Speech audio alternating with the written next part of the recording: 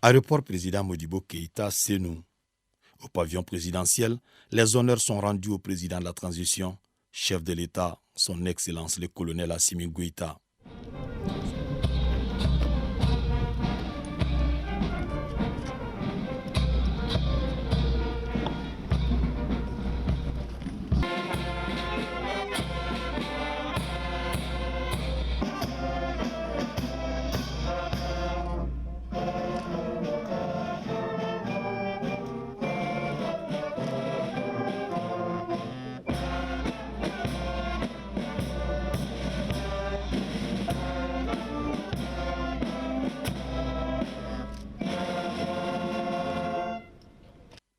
Ce jeudi 4 janvier 2024, le chef suprême des armées est venu accomplir un acte majeur en ce début d'année. Il s'agit de la remise d'un nouveau lot de drones à notre outil de défense. Les clés de ces engins sont reçues symboliquement par le chef d'état-major de l'armée de l'air. Suprême des armées. Une remise suivie d'une visite guidée qui nous a permis de connaître les performances de ces drones. D'abord, il est perçu comme le drone armé le plus efficace de sa catégorie. Ces drones d'attaque de type TBD de fabrication turque sont pourvus d'un système de reconnaissance, d'observation, de guidage et de frappe. Sa capacité de vitesse est estimée à près de 300 km/h, avec une autonomie de plus de 20 heures de vol. Aujourd'hui, notre outil de défense est doté de ces drones grâce à la vitalité des relations entre le Mali et la Turquie. Ça s'inscrit bien évidemment dans l'amitié et la fraternité entre nos peuples, la coopération qui s'avance peu à peu, ainsi que dans la matière de la défense. Ça, c'est une coopération particulière aux industries de la défense. Mais plutôt ce que nous cherchons, ce sont des relations, des coopérations beaucoup plus vastes, couvrant tous les secteurs de la vie professionnelle et civile. À l'image des amis sincères du Mali, la Turquie fait fuir des allégations non fondées orchestrées contre notre pays et accorde sa confiance aux autorités de la transition. La coopération avec la Turquie, c'est une coopération qui est vraiment fructueuse depuis qu'on a commencé. On a vu qu'il y a beaucoup d'acquisitions qui ont été faites. D'autres appuis supplémentaires en termes de moyens aériens, en termes de moyens tirés seront toujours les bienvenus et nous conforterons dans la mission que nous sommes en train d'exécuter. Nous avons toujours promis au peuple malien de le défendre. Et je pense que l'année courante 2023 a été un exemple vraiment frappant.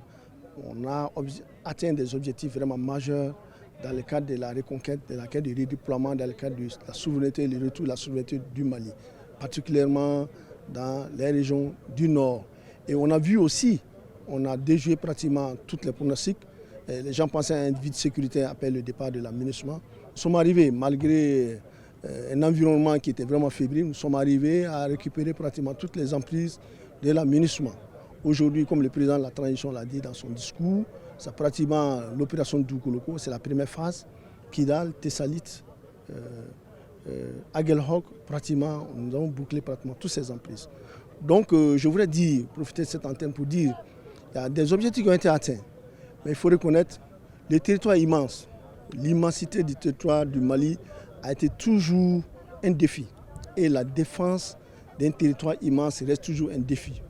La hiérarchie militaire est donc confortée dans son choix de mettre en avant l'acquisition d'équipements de défense. Cette fascination du public est mise en évidence quotidiennement par la télévision nationale. Le chef d'état-major de l'armée de l'air a cité un exemple.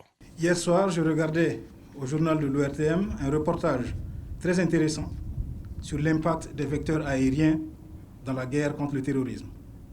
Il montrait la perception qu'ont les Maliens de l'action des drones et leur rôle dans la montée en puissance des forces armées maliennes et la dynamique positive enclenchée depuis 3 ans. Le reportage m'a intéressé car au-delà de son aspect anodin, il m'a semblé révéler quelques aspects très importants sur l'utilisation opérationnelle de ces appareils. Aspects qui méritent quelques orientations de l'institution militaire à l'intention du grand public pour mettre en perspective les avancées extraordinaires effectuées dans tous les domaines. Les Maliens n'ont plus besoin de regarder CNN, puisque l'ORTM leur suffit. Le général Alou Bouidjara a aussi souligné que les opérations de drones à laquelle nous assistons sont menées par des hommes et des femmes, bref, des éléments des forces armées maliennes dotés d'expertise nécessaire pour accomplir la mission. Il faut aussi dire que le spectacle des frappes aériennes tend à éclipser le travail extraordinairement difficile que font les soldats sur le terrain. Pour ceux qui bravent la faim, la soif, le froid, la chaleur, les tempêtes, dans la solitude de leurs trous individuels, pour défendre le Mali et les Maliens, pour ceux-là qui vivent ces explosions à quelques mètres de leur position et ressentent les chocs dans leur chair, la guerre ne devient pas plus facile. Même avec les drones, avec les hélicoptères et les avions de chasse que nous avons, nos soldats continuent de mener le même combat rude. Et pour cela, ils méritent le même respect. Ce même respect que nous devons à nos anciens qui ont vaillamment servi avec les outils de leur temps et qui méritaient d'être mieux équipés pour que nous n'en soyons pas là aujourd'hui. Nous devons surtout retenir que même si la dynamique est positive, même si nous avons repris et conservé l'initiative stratégique, même si l'ennemi est en débandade, la guerre n'est pas encore finie. Comme nous le répètent nos autorités, chaque Malien qui meurt ou qui est forcé d'abandonner son domicile est une victime de trop.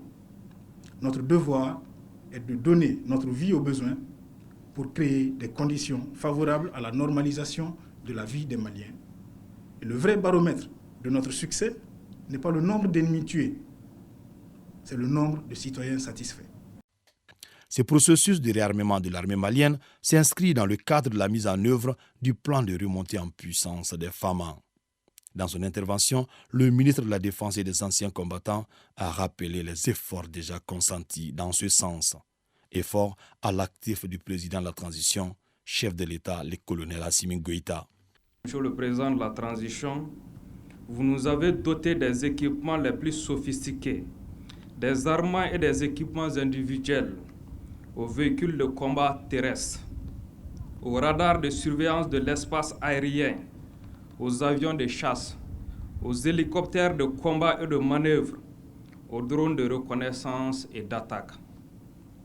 Vous nous avez donné des infrastructures et des meilleures conditions de vie et de travail. À la lumière de tous les mécanismes objectifs de suivi et évaluation, et surtout en écoutant le peuple pour lequel nous nous battons, nous pouvons dire avec modestie et fierté que nous avançons dans la bonne direction. Cette avancée notoire sur le terrain n'empêche le ministre Sadio Kamara, au nom des autorités de la transition, de tendre la main aux récalcitrants. Je réitère encore cet appel lancé à plusieurs reprises à nos frères égarés de rejoindre la République et le processus de paix intermalien. Cette volonté de paix sincère n'est pas une faiblesse, c'est une nécessité pour notre pays, pour le vivre ensemble. L'alternative à la paix, c'est malheureusement la continuation de la guerre. Je tiens donc à réaffirmer avec fermeté aux ennemis de la paix qu'ils ne connaîtront pas le repos dans leurs grottes et leurs forêts. Car nous continuerons de veiller sur notre patrie et nous les enverrons vers le repos éternel pour le salut de notre peuple. Le Mali sera toujours reconnaissant envers ses amis, propos très souvent prononcés par les autorités de la transition. Cette assertion est confirmée par le ministre de la Défense à travers ce clin d'œil. Nos partenaires l'ont compris et continuent de nous accorder leur confiance et leur soutien. C'est le lieu de remercier la Fédération de Russie, la République populaire de Chine et la République de Turquie, où sont conçus et fabriqués les appareils présentés aujourd'hui, pour leur coopération loyale et sincère. Nos armes ont pour vocation de protéger les Maliens et de sauver leur vie. C'est toujours un déchirement lorsqu'elles trouvent sur leur chemin d'autres Maliens. fussent-ils manipulés et instrumentalisés par des ennemis extérieurs, ces déchirements fratricides ne sont pas une fatalité. La paix est aussi une option. Une paix juste et durable est possible au Mali.